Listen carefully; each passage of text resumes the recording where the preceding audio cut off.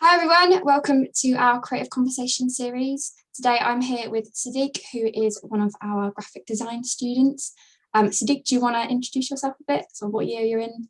Hi, I'm Sadiq. I'm a year three graphic design student. Yeah. um, yeah, so we've got some questions for you today, just to get a gauge on a bit about your studies, a bit about how things are going for you at the moment. So first question is, can you remember why you chose Ravensbourne? Yeah, I was living in London at the time where I just finished my A levels, and I was interested in finding a campus that was based in London.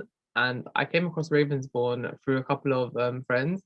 And when I went to the open day, I saw what was reflected in the syllabus and also through the previous students' work. And I saw like the kind of challenges that they faced with their briefs. And I thought, well, I liked the obstacles that were set for them and what the outcomes were produced. And I thought this would be a great way to challenge me. And I feel like the way their work was produced is something I was used to.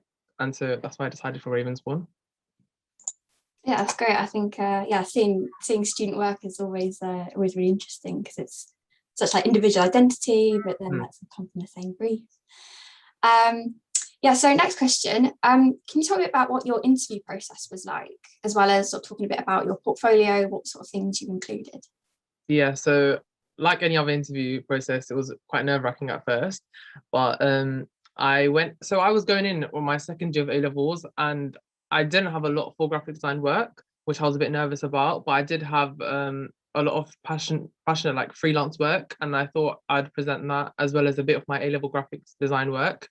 And I thought it was going to be, really difficult, but it was quite a chilled process. It was really quick and simple, and I remember they were quite what's the word, empathetic. Like they brought in a student who was also in the third year, and obviously I was going into first, and that student was also just like, oh, reassuring, like, oh, don't worry about it, this is what they're going to do. They broke it down, and they did exactly that through the interview process, which I was happy about. And then yeah, we just spoke through my work, and yeah, it was really chill.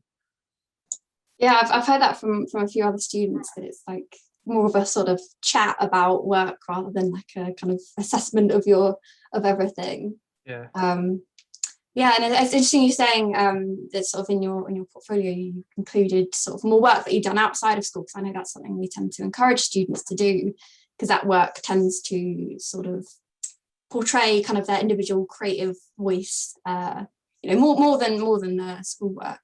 Mm. So obviously, with everything going on at the moment, our students are in hybrid learning. So Steve, can you tell me a bit about how you've been finding hybrid learning? What are some of the Mm. challenges? What are things that you maybe are surprised that went very well? Yeah, just what's it been like? I feel like it's a bit of both. I feel like it was difficult at first, just being confined to a desk at home, but I feel like it just became a normal experience. Obviously, as design students, we are obviously in need of facilities when it comes to some type of things. But I feel like also it challenged me in ways that when I'd be working with international clients and I'd be, limited in that sense, I feel like it gave me a bit of experience in that in there. And obviously it's not going to be for a long time. So yeah, bit of both. I quite enjoyed it, to be honest, and also some nervous breakdowns. So it's a bit of both. But yeah, they're good. Yeah, was it kind of, did you have to sort of adjust the way you collaborated with other students? Because I guess everything would have to be done over video call. Yeah, life just revolved around video call, just constant. Yeah, but to be honest, I feel like as a result of that, I've been seeing more people. So yeah, it made me a Yeah, I know bit. what you mean. You kind of make an effort Mm, to see more people just because it's, I guess it's a bit easier in a sense, but also it's not, it's not as nice as seeing people yeah. in person. But fingers crossed we can all go back into the building soon and begin sort of collaborating in person again. Mm. Um, so obviously you're in third year, so you must have worked on a huge amount of different projects, whilst you've been at Rave. Can you sort of think maybe what has been your favourite project? And then if you have any work from that, can you show us as well? Yeah, sure. So, I feel like it'd have to be one of my most recent projects and also something I did in second year. So, as a person of color, I feel like it's really important to kind of reflect interests and stuff. And I thought one of the projects that I worked on was revolving around the South Asian community, and I really wanted to go into and tackle and address like issues. And I thought Ravensbourne was really effective in like giving us the power to do so. So I'll just show you my most recent project. So I worked on a colorism project within the South Asian community, and I'll just show you the final prototypes, where I came across making a tote bag as well as 2 face mask prototypes. And they were just really to address directly the colorist issues within the South Asian community. And yeah, it just really breaks it down as simple as that. So there was this one, and then also there was this paper project that I had done with a brand known as GF Smith and Badley Brothers, as well as Foil Co. And we were given the task with, of course, limitations to foil and certain amount of papers, where we'd produce a final outcome, and we'd be partnered from people who have chosen this elective course, so it'd be completely random. And then yeah, we'd produce the final outcome that we thought would be be placed in a competition. And I just thought like, yeah, this was like something that was so out of my comfort zone, but it was really enjoyable as well. It allowed me to get a different element of this graphic design, but the kind of paper aspect of it, if that makes sense. So yeah, I like that you did that.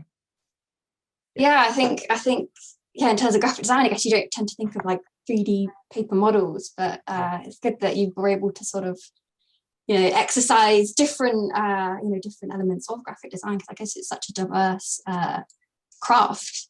Particularly with your first project, you've done things like bags and face masks. Maybe a lot of people think of graphic design as just like a bit of websites, kind of pictures, but I guess you can really like, it really just spread so far in terms of different objects, really. Those projects are really, really interesting. It's really great sort of just seeing the different stuff you can do, and I guess like, do you think you get particularly that first project, was that quite a kind of free brief in terms of what you what the kind of brief was? Were you allowed to sort of really just do what you want with that? So kind of a bit of both. So we were restricted in terms of we were to address an issue that was going on that was personal to us. So of course, a lot of people did projects that were a bit more general, like for example, deforestation, like palm oil, problems with day-to-day problems. But we were also allowed to address problems that we thought were quite personal to us. So I thought, it was a great opportunity to allow us to kind of, channel our creative outlet in how we wanted to, in ways that we could be activists as well. Yeah.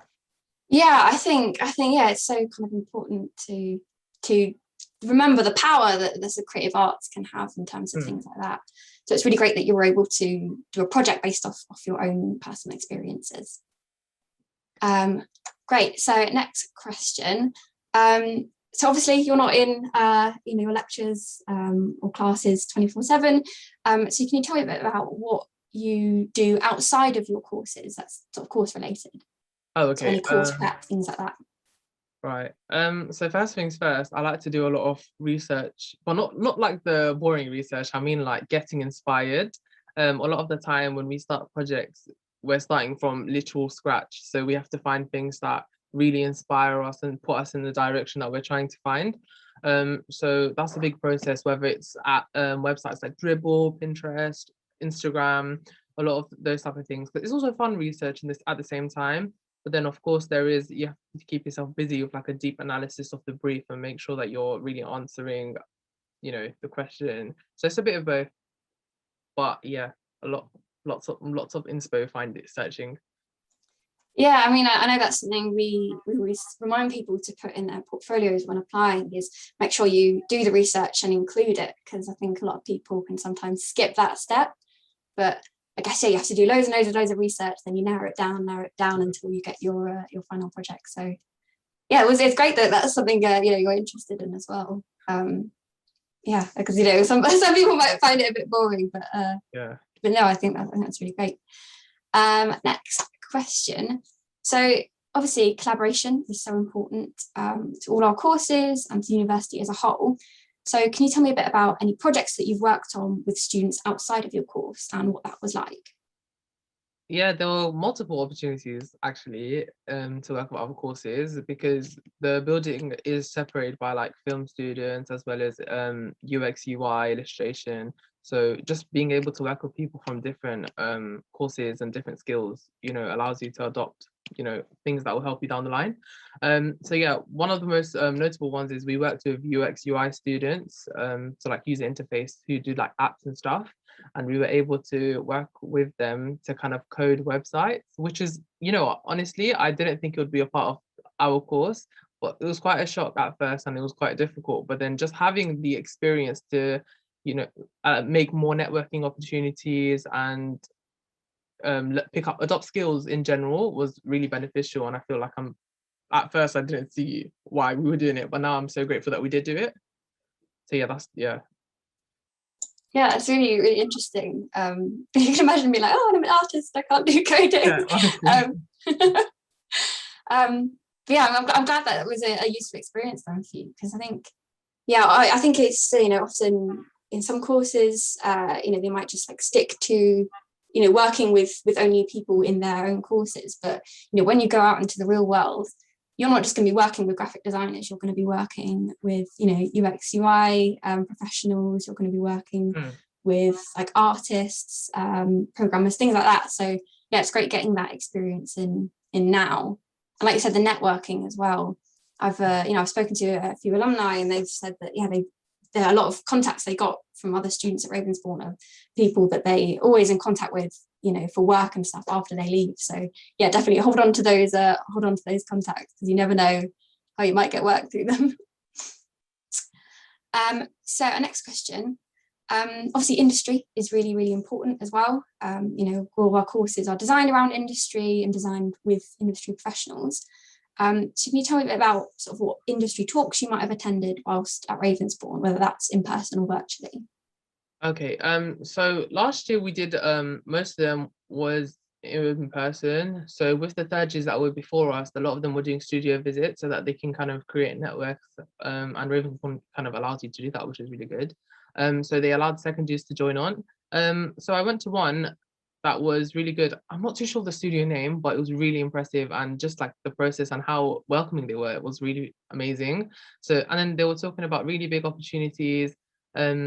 Like they did, a lot of them did like movie trailers, and that was something I was really interested in because I love, like, I'm such a movie fanatic, and just seeing like the work that kind of went into that, it was just and how it was kind of related to the course also it was really inspiring. And then also this year, on being that it was our third year, a lot of the studio visits were digital because of course hybrid learning. Yeah, it was we had with quite notable studios like Pentagram, and we got to see how their working process was, and yeah, really get an experience of what it was like being out in the field.